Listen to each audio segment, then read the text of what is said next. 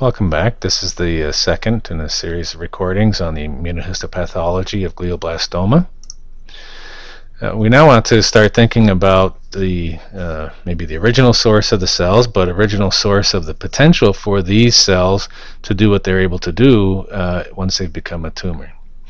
So we have to think of the cerebroventricular system being surrounded by a layer of ependymal cells, but then deep to the ependymal cells, some specialized cells, the stem cells of the nervous system. Sorry again, I've got to get my pointer here.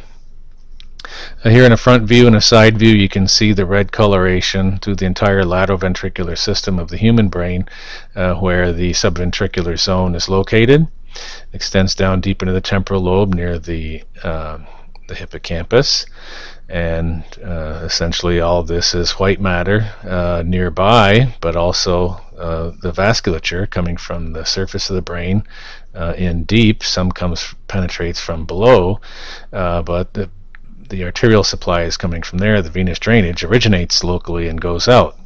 So nobody's really told us whether these cells are migrating along arteries or veins. They just say blood vessels in the cases that I've seen so far.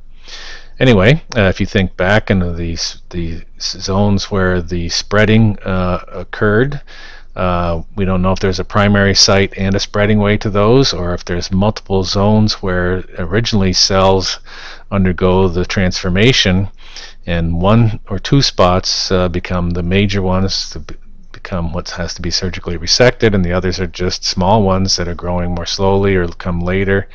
We don't have to think of it starting in just one location and then spreading to a big one and then little ones scattering off. There's plenty of spots and many of cells that can contribute to tumors. Anyway, here's the rat subventricular zone. We see it here in the human in cross section. This is a cross section. You flip it around. This is the ventricular layer, the ependymal cells there, and then the different cell types, type A, B, and C, and we'll see more and more of these as we go. These cells can migrate off.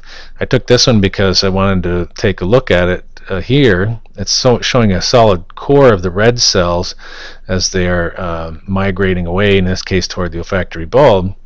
But even there I've seen that people say it along blood vessels. So we've talked about moving along axonal fibers, myelinated or unmyelinated. Now we're thinking about moving along the surface of a blood vessel.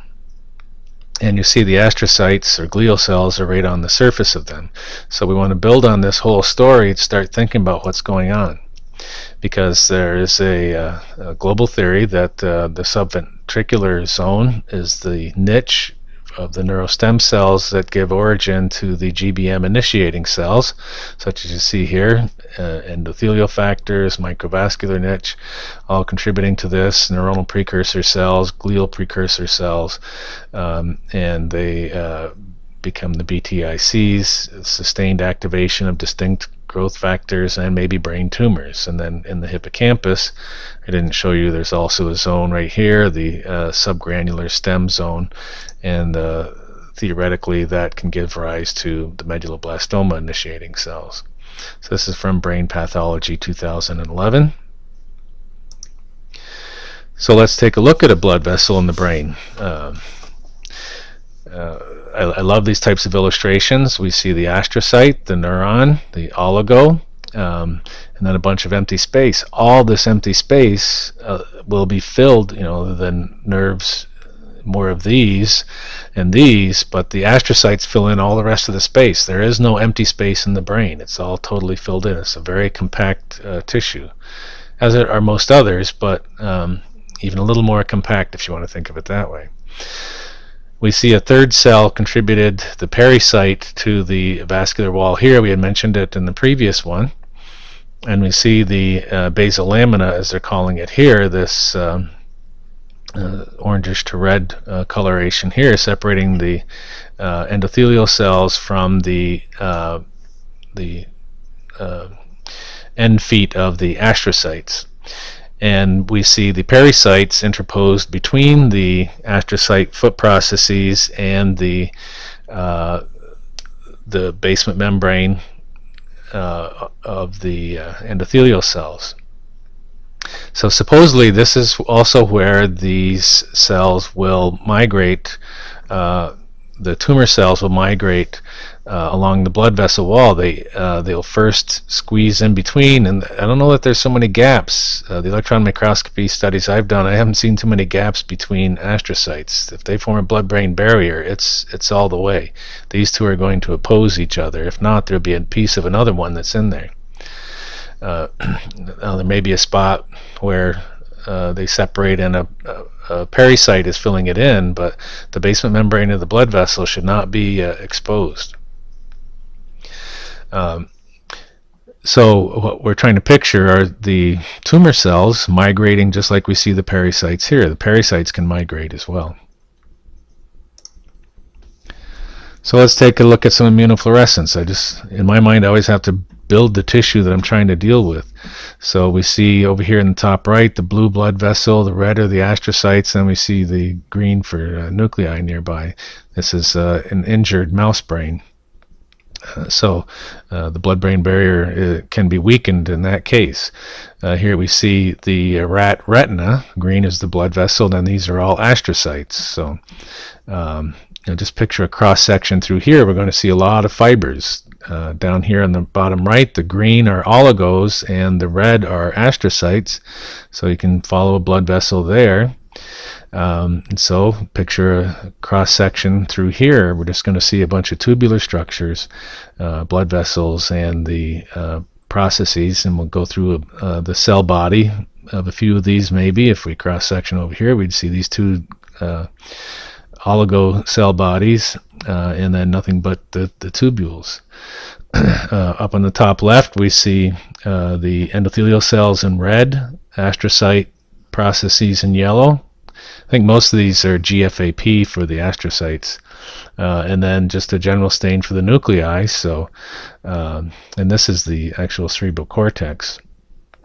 Okay, so I like how this you see this one here, and it's just splaying out. And so, how thin do they get? And then they cover should be the entire surface of the vasculature.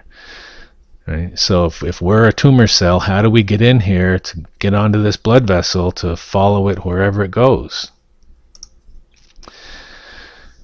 Well, let's take another view of it. Here on the bottom left, we see the arteriole giving rise to the capillaries, and then the pericytes on top of that. So the entire surface would be covered otherwise by this yellow, the astrocyte end feet or foot processes. So wherever just be yellow every place else except on these larger vessels. The surroundings are a bit different, but still there might be a little bit of classic type of connective tissue that'll follow it in, but outside of that is going to be the astrocytes. The astrocytes are ever present, and so when we want to think of the amount of vasculature, we can look over here in the bottom right. Here we see it's probably a mouse brain. You can see the vasculature penetrating from the surface. This is a top view of the mouse brain, cerebellum, and the two cerebral hemispheres. In one cerebral hemisphere, we see the blue for the veins and the red for the arteries. Right. So here we have a scanning electron micrograph of a vascular cast. You can see the smooth muscle cells in the arterioles, and they branch until they're gone. And then you get into the precapillary portions, and then all the capillaries. So a tremendous vascular network within the tissue as well. And then this is the venous side you can see over here. So how do we get onto these? Which one do we follow? How is the decision made? As we follow the blood vessel into the brain, we see the smooth muscle disappear, and then the astrocytes begin to fill in, and then the pericytes, as we go from the peel matter artery to the arteriole to the capillary. And what I'm trying to envision is the tumor trying to spread, pushing and separating somehow the astrocyte from the basement membrane of the endothelial cells. But remember, both of these are contributing to the basement membrane. So is it splitting the basement membrane in two? Is it getting between the pericyte and the endothelial cell? So look at what's holding them together. We've got our integrins, alpha 1, beta 1, and you recognize these. So they're involved, and we have a lot of other molecules here. We've got the gap junctions and end-coherence for the adherence junctions. So how do we dissolve and split those to get between the pericyte and the endothelial cell? How widespread are they? Are there spaces where we can get through? There's an adhesion plaque. And the same thing for the astrocytes. Over here on the left, we see an astrocytic foot processes. These red are the dystroglycans, so there's plenty of molecules, no shortage of molecules. We can see the two contributions, the basal laminas of each of the cells contributing to the basement membrane. Here we see the classic immune cell passing through the diapedesis, and MMPs starting to deteriorate, degrade. Right? So this cell can pass through there. So how is it done? Does it split these two basal lamina, or does it go, does it strip right down to the cytoplasmic membrane and right along that, or is it acting with the extracellular matrix of the basement membrane itself? So a lot of unanswered questions in my mind. Here we see the SB100, which would be the secreted by the mature astrocyte foot processes. So it would be secreted right into this space here on the vessel wall.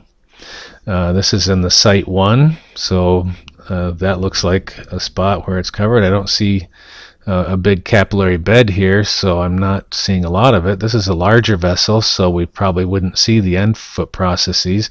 Still a lot of astrocytes surrounding it. Here in site 2, I think I can see some capillaries that have the staining scattered along the surface. There's a couple more spots up here where there's blood vessels with it surrounded by it, but the larger vessels just don't have it around them. So not a large number of mature astrocyte foot processes contributing to the blood-brain barrier in this area. Here's a nice one. I like this one. This looks like he's got the whole astrocyte itself, and then they're extending down and then lining this capillary right here. So really pretty cool stuff. So the astrocytes are secreting that S100B, is that correct? Into the interstitial fluid. So let's not forget, this is the interstitial fluid. So these don't separate by that much. It's a very tight interstitial space within the CNS. It doesn't loosen up much at all, ever.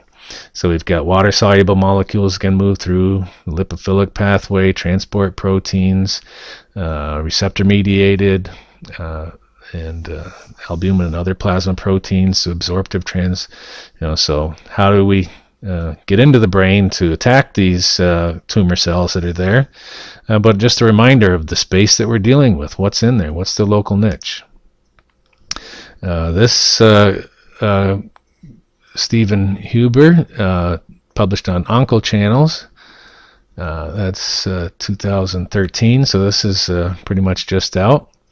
And he has an idea that these glioma cells will just shrink up and squeeze their way through. So the invadopodium will just shrink up really skinny by squirting out, forcing water out of itself, and a variety of things like that. Maybe some glutamate to destroy some cells along the way. So there's a lot of ideas, no shortage of ideas on how it's being done, but we need to try to picture it. And the vascular niche in its basement membrane is a big point for me. So in the periphery, what are we seeing with the endothelial cells and the laminins, collagen 4 in the central nervous system? This is another species, insects. There's actually a hemocyte that can be triggered to migrate out and contribute to the angiogenesis. And now there's even ideas that the glioblastoma cells can become vascular endothelial cells all on their own. So site 1 is where we have the angiogenesis. The alpha 6 shows at site 1 but not site 2, and integrin 6, alpha 6, and the local VEGF